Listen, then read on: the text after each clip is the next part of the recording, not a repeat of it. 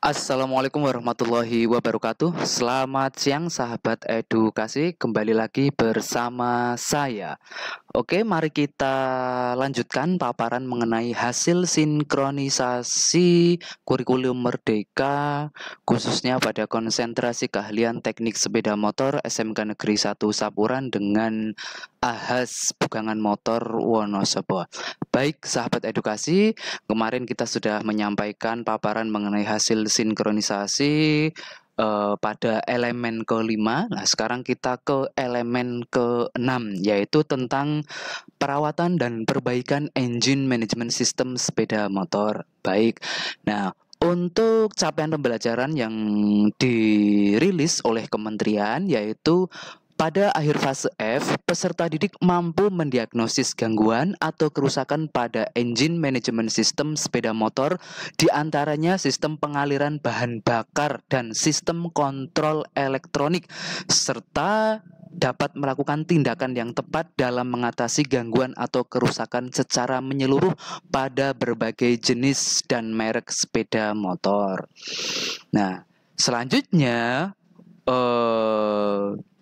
tujuan pembelajaran yang dikembangkan di internal SMK, khususnya teknik sepeda motor SMK Negeri 1 Sapuran, yaitu memahami prinsip kerja, mendiagnosis gangguan atau kerusakan, melakukan tindakan perbaikan yang tepat, serta melakukan pengujian pada komponen sistem pengaliran bahan bakar injeksi, komponen utama sistem kontrol elektronik sepeda motor. Nah, sedangkan untuk area kerja atau potensi kerja di industri, yaitu satu, melakukan pemeriksaan, penyetelan, dan penggantian sistem injeksi meliputi riset historis DTC. Kemudian melakukan pemeriksaan, penyetelan, dan penggantian instrumen sistem full injection termasuk style mode altitude. Nah, kemarin disampaikan dari industri itu diskusinya sangat hangat sekali ya, sampai-sampai membahas terkait dengan kelistrikan dan sebagainya. Ya, yang namanya engine management system kalau di sepeda motor sekarang itu kan basicnya adalah sudah basic injeksi. Jadi kayak mungkin sistem pengapian, sistem pengisian, bahkan sistem-sistem yang lain termasuk mungkin sistem sasis itu ya masuk injeksi, maksudnya masuk ke motor injeksi. Artinya begini, kayak mungkin sistem kelistrikan. Nah, sistem kelistrikan sepeda motor injeksi khususnya mungkin sistem starter ya. Sistem starter kalau yang sudah pakai ESP, kalau di Honda itu ada apa namanya ACG starter atau alternating current generator, itu kan sudah diterapkan di motor injeksi secara pengaliran bahan bakarnya. Nah, setahu saya kalau mungkin di motor karburator itu untuk ACG starter ya tidak ada. Kalaupun ada itu adalah hasil modifikasi. Itu contoh-contoh kecilnya. Jadi kalau kita bicara EMS, Engine Management System, itu ya semuanya, mulai dari engine, mulai dari sasis dan kelistrikan. Misalkan kalau kayak sasis itu kan ada yang namanya mungkin sensor traksi pada ban atau roda. Itu kalau nggak salah disematkan di merek, ya saya nggak sebutkan ya, tapi itu ada gitu loh. Kalau di Honda itu juga ada kayak traksi kontrol, traksi sensor kontrol itu ada. Kemudian kalau di sasis juga itu sistem rem ya, itu rem ABS, itu anti lock brake system. Jadi itu adalah bagian dari pengembangan teknologi yang sudah tersemat khususnya di sistem injeksi. Dalam hal ini adalah sepeda motor yang sudah menggunakan pengaliran bahan bakar injeksi. Dan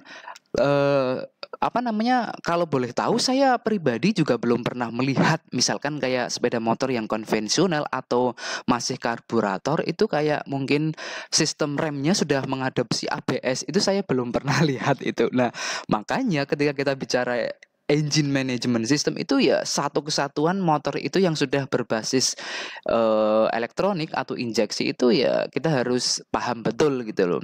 Itu tetapi dalam koridor pengembangan sinkronisasi kurikulum ini, nah ini perlu di garis bawahi ya. Di sini disebutkan sistem pengaliran bahan bakar dan sistem kontrol elektronik. Nah, kalau di sistem kontrol elektronik ini nanti kita juga mengacu ke aliran bahan bakarnya. Misalnya gini, untuk komponen atau apa namanya sistem kontrol elektronik di sepeda motor itu ada 3 bagian penting ya. Yang pertama itu adalah Electronic Control Unit atau ECU, atau yang disebut juga kadang ada ECM ya, Electronic Control Module. Kemudian yang kedua itu ada sensor. Nah, itu adalah sensor, misalkan seperti sensor